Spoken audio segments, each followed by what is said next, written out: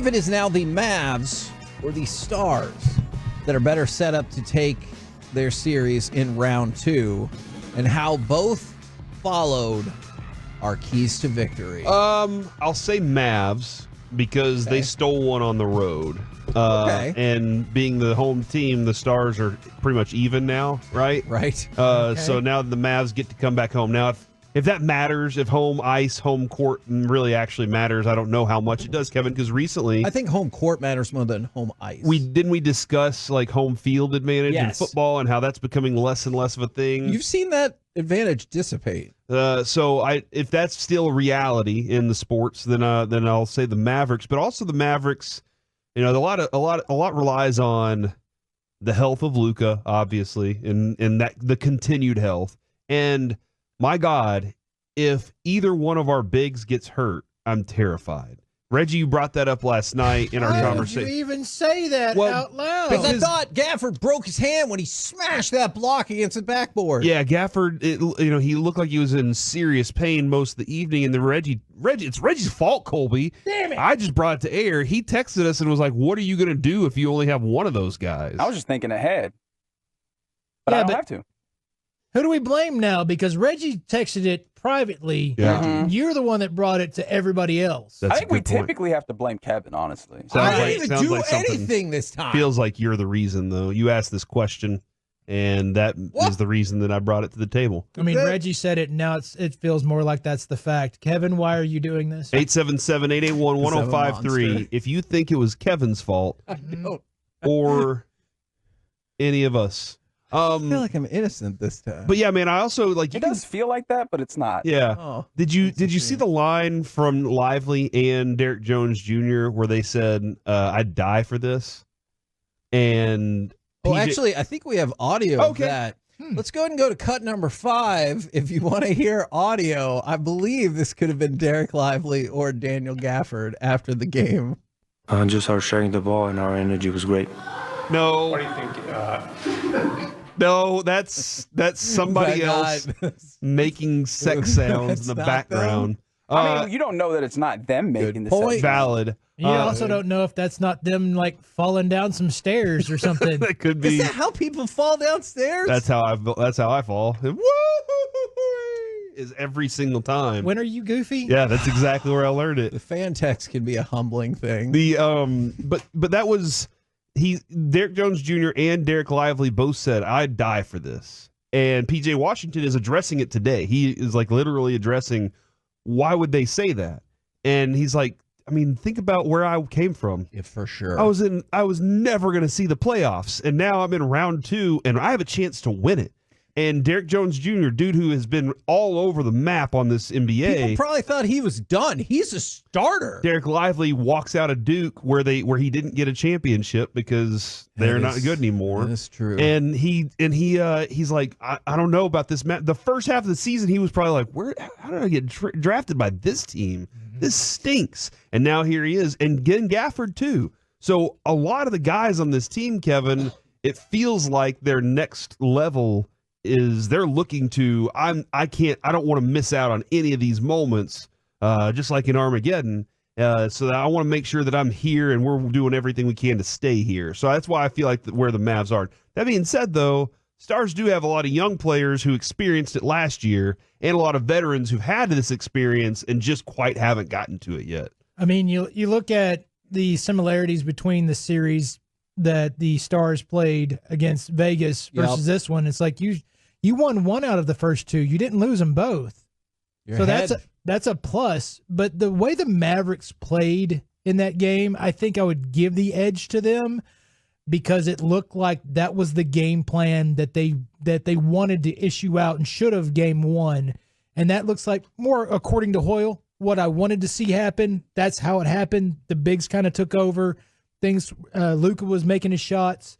Those are the things that I thought game 1 should have happened, and that's how I think the series is going to go. So I'm going to go Mavs. Yeah, and that being said, I still think both teams get out of this round too. I'm still in that mindset where I think both of these teams are going to win. So I don't know if that's just me seeing it with rose-colored lenses or what, but I mean, they're both tied 1-1. I don't think that's like an outrageous. I have some pretty good confidence in both of these teams being able to get to the end of a series together. And it is kind of interesting. If you look at the line for the series, the Mavericks are now the favorite to take the series over the Oklahoma City Thunder, probably because what you were just talking about. Yeah, because of what I just said. Taking the game on the road, they're now a -25. Oh. Remember, they started as a +125, so it's still a really close line, but the Mavericks have now been installed as the favorite to win this series.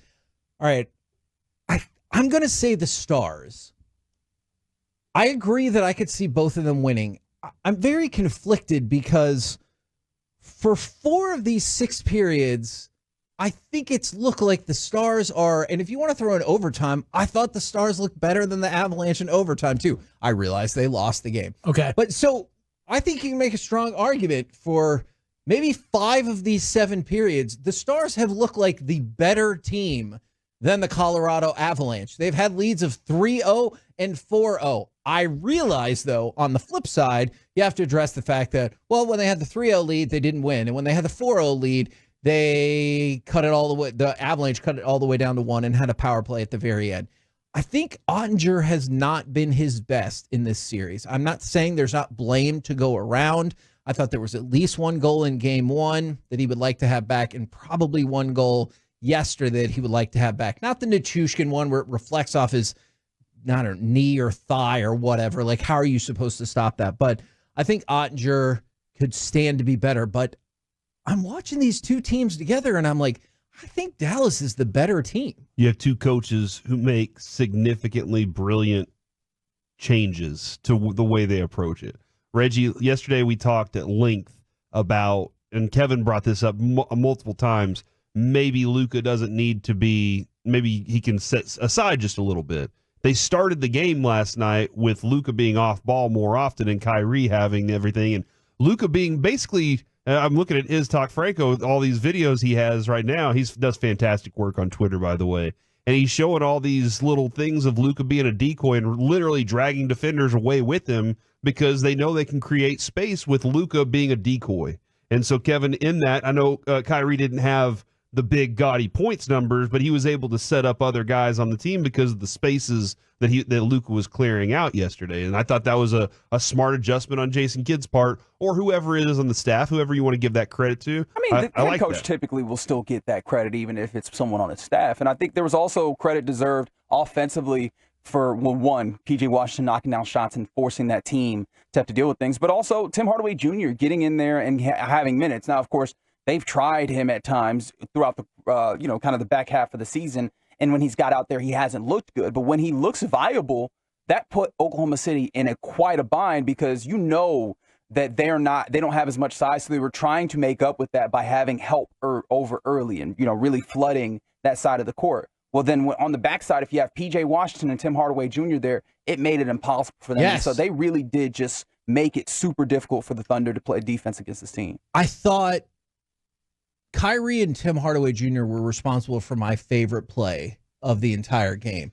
It's the Kyrie steal off the sideline just before you get back to half court, and then they run it down, and then the Kyrie touch pass back to Hardaway where he buries the 3. That sequence was absolutely amazing to me. And so when you mentioned Hardaway, that's what I immediately, I know we pivoted to some other stuff too, but that's what I immediately thought. That sequence was amazing in that game. Yeah, no, that was a great combo between those 2 guys. Once Tim Hardaway gets going, you're feeling a lot better about what this team can be outside of Luka and Kyrie and PJ. And for the 903, that's a hot take, Kevin, because I think Otter has played amazing. It can, for me, and I hope this makes sense, I think Jake Ottinger has made some amazing saves. I do not think he has played amazing because I also think he's let in 2 soft goals.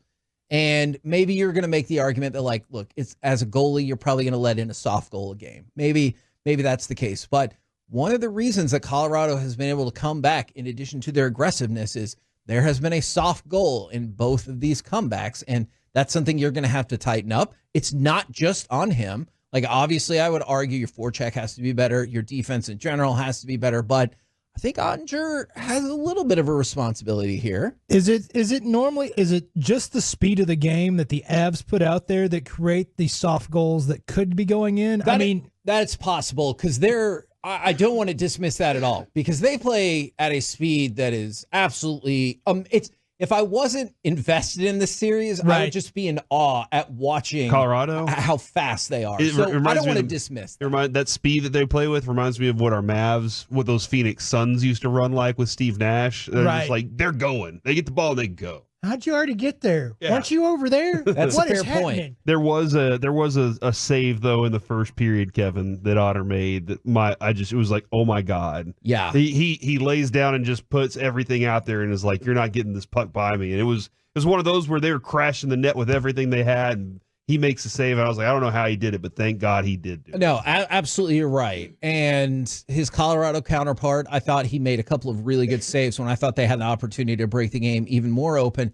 But Corey, I was really proud that both of these teams followed our keys to victory. Now, I know the most basic victory is score more than your opponent. That's right. Key. Yeah. Very key. If Nobody's ever won by scoring less than their opponent. That's a good point. And giving up more points than they scored. That is a very good point. Now, if for some reason you had to go a little bit deeper, I thought they did a good job of following our keys to victory on both sides.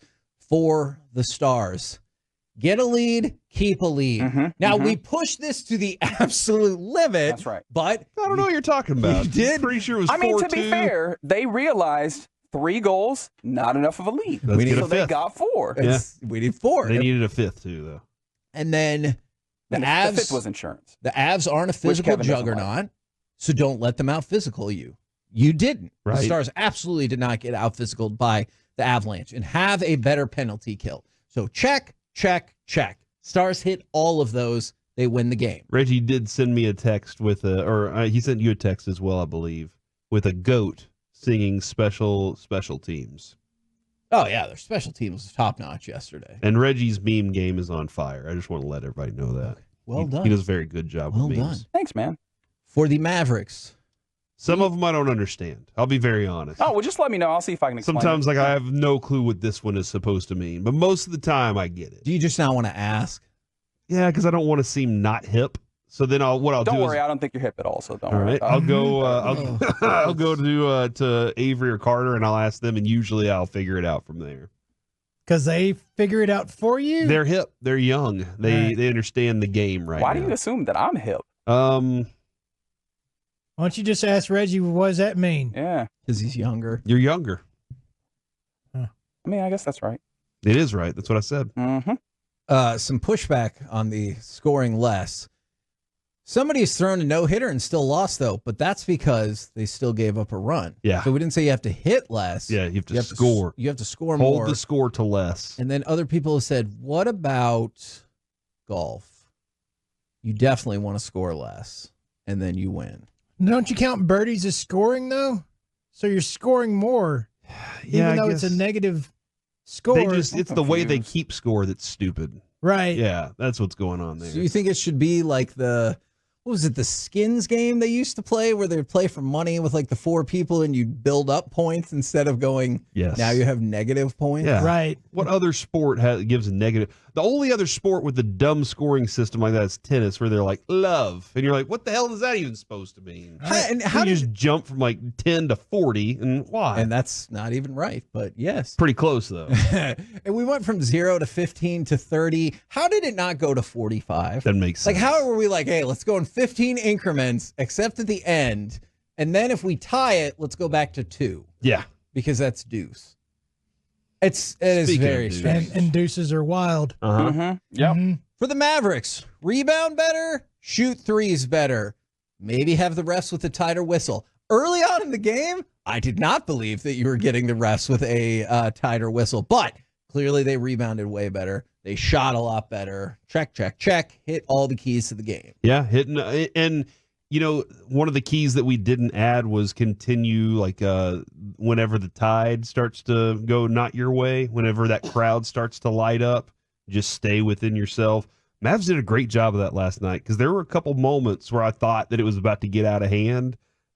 Maybe it was one of Jalen Williams' plays that I was like, oh no, this crowd just got into it. Shea hits a 3 and you're just like, oh no. But the Mavs were able to come right back, nail a shot that kind of quieted the crowd down, and you felt pretty confident. So good job, guys. Way to go. Yeah. And the 6A2, seriously, on the tennis scoring, like, what the hell? It doesn't make sense. I don't know. And that's one of the reasons nobody likes tennis. I mean, I like tennis.